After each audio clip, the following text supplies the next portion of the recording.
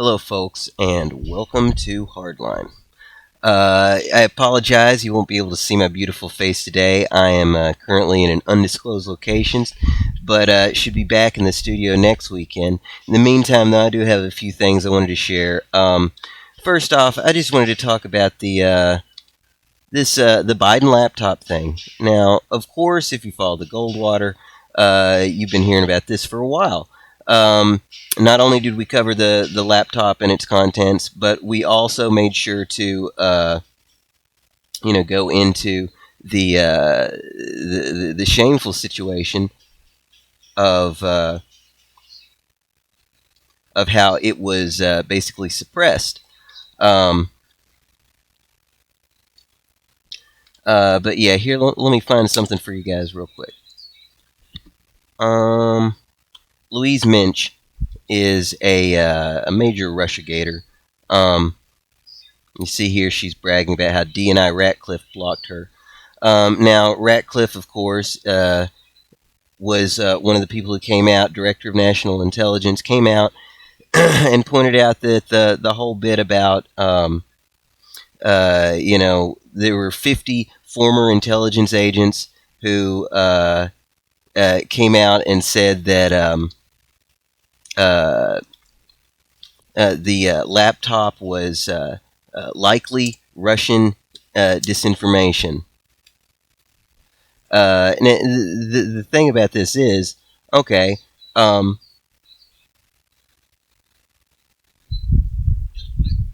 thing about that is, okay, she's calling it Russian disinformation still, despite the fact that it's been confirmed. Even the Bidens confirmed that the materials, the emails, and everything else on the laptop were accurate. But she's still calling it Russian misinformation, disinformation. In fact, she's claiming that you can tell the truth and it can still be Russian disinformation. Well, then that means Russian disinformation is better than some Western mainstream journalism, then. Because if they're going to be telling the truth and we're hiding it. Because it's not just that people said it was untrue.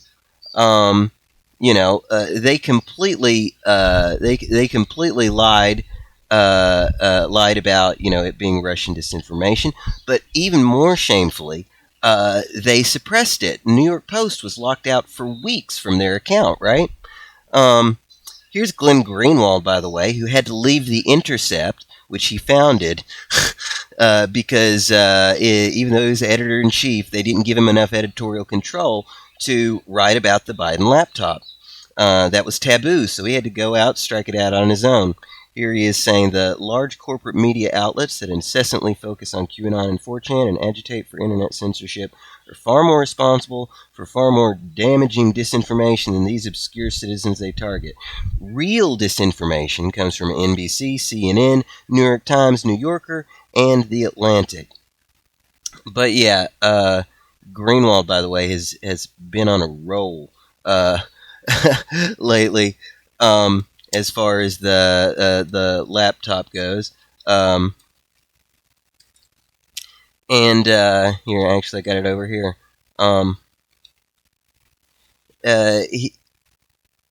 Here he is saying, there was a lot of information on the laptop about Hunter Biden's exploitation of his father's name to pursue dealings with the company, which the probe is targeting. But Silicon Valley censored it, and many were barred from reporting it.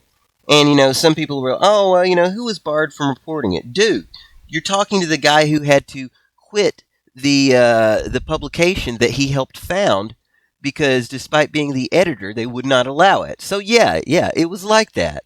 And here's another interesting little story. Okay, talking about here's the Daily Beast reporting on the money laundering probe into Hunter Biden, apparent in the markings on a series of documents that were made public, but went largely unnoticed in the days leading up to the November election. By largely unnoticed, you mean anybody who reported it got their Facebook and Twitter account got locked out of their Facebook and Twitter account, because that's what happened. It didn't go unnoticed. It it was an orchestrated cover-up. Absolutely, it was an orchestrated cover-up. Now, look at this headline, by the way. The seeds of Hunter Biden's current legal woes were found on his stolen laptop. Let me just point out real quick. Do you know how many people will share a story because they like what's in the headline without reading a word of it? Now, let's click on the page. The seeds of Hunter Biden's current legal woes were found on his laptop. Wait, where's stolen? It doesn't say stolen now. Oh, wow, stolen doesn't exist at all on this single page. How about that? Huh, why does it say stolen in the headline? But it doesn't say stolen in the article. Stolen, 0 mentions. So yeah, that's a little fishy in and of itself. Talk about disinformation, blatant disinformation. Now that even New York Times is stating no concrete evidence has emerged that the Hunter Biden laptop contains Russian disinformation, I trust our media luminaries will ignore that and keep asserting it anyway.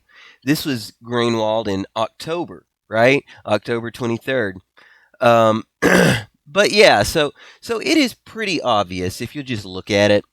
There was an orchestrated cover-up of the Biden laptop information. And what does that mean?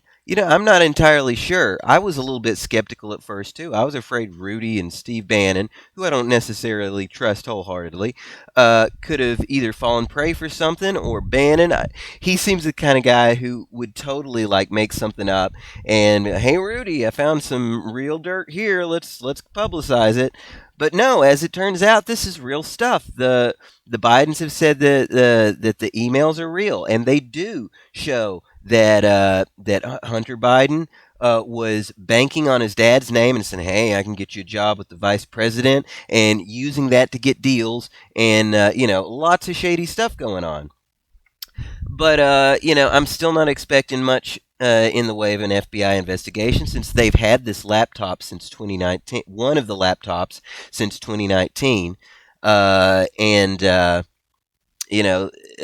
and the fact that, speaking of that, check out our recent video. Head to Torah3.com. Check out TGW's recent videos. You'll see a couple where me and Burdock are ranting. The Phil and Burdock banter. That's the one where we talk about the Hunter Biden laptop. We also talk about, the most recent one, we talk about the Hunter Biden laptop.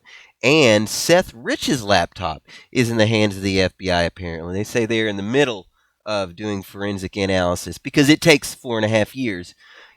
They were through Hillary's 20,000 emails in a weekend, but Seth Rich's laptop, it's taken nearly 5 years.